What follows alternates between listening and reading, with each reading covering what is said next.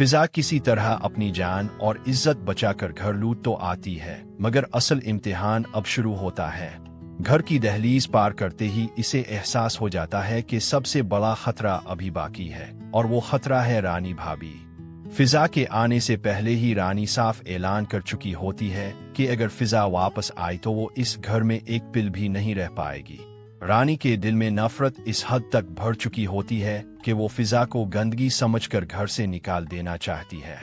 वो दो टूक अंदाज में कह देती है कि फिजा का इस घर में कोई हक नहीं, लेकिन इसी लम्हे पहली बार साकिब अपनी बहन के हक में खड़ा हो जाता है। वो रानी को सख्त लहजे में रोकता है और कहता है कि अगर इसकी बहन को कुछ भी कहा गया तो वो खामोश नहीं रहेगा। साकिब वाजे करता है कि इसकी बहन वैसी नहीं जैसी कहानी बनाई जा रही है। ये बात रानी के लिए किसी सदमे से कम नहीं होती। इसे ये बर्दाश्त नहीं होता कि इसका शौहर सबके सामने इसकी बात काट दे, और वो भी इसी बहन के लिए जिसे वो घर से निकाल देना चाहती है। आज पहली बार साकिब रानी पर आवाज बुलंद कर रहा होता है। रानी को महसूस होने लगता है कि इसका इख्तियार, इसका घर और इसकी अहमियत आहिस्ता आहिस्ता इसके हाथ से फिसलती जा रही है। इज्जत के टूटते हुए शीशे इसे गुस्से से पागल कर देते हैं।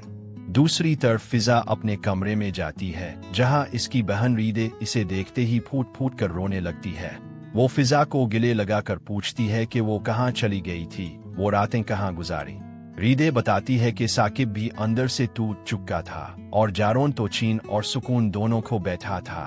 फिजा भारी आवाज में कहती है कि इसने सब कुछ पहले ही बता दिया है। कुछ लोगों ने इसे अगवा किया था और बड़ी मुश्किल से वो अपनी जान और इज्जत बचाकर यहाँ तक पहुंची है। वो रीदे से कहती है कि अल्लाह का शुक्र अदा करो कि इसने इसे बेइज्जत होने से बचा लिया और दोबारा घर पहुंचा दिया। लेकिन इसके बावजूद रानी ने इसके किरदार पर कीचड़ उछालने में कोई कसर नहीं छोड़ी। हृदय फिजा की बातों की तस्दीक करती है। वो बताती है कि रानी भाभी ने सबके सामने ये इल्जाम लगाया था कि फिजा अपनी मर्जी से घर से भागी थी, मगर रीदे को पूरा यकीन था कि इसकी बहन ऐसी नहीं हो सकती।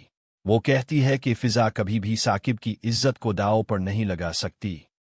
दोनों बहनें एक दूसरे से लिपट कर रोती हैं, पुराने दिनों को याद करती है और माँ की कमी शिद्दत से महसूस करती है। इसी लम्हे रानी कमरे में दाखिल होती है।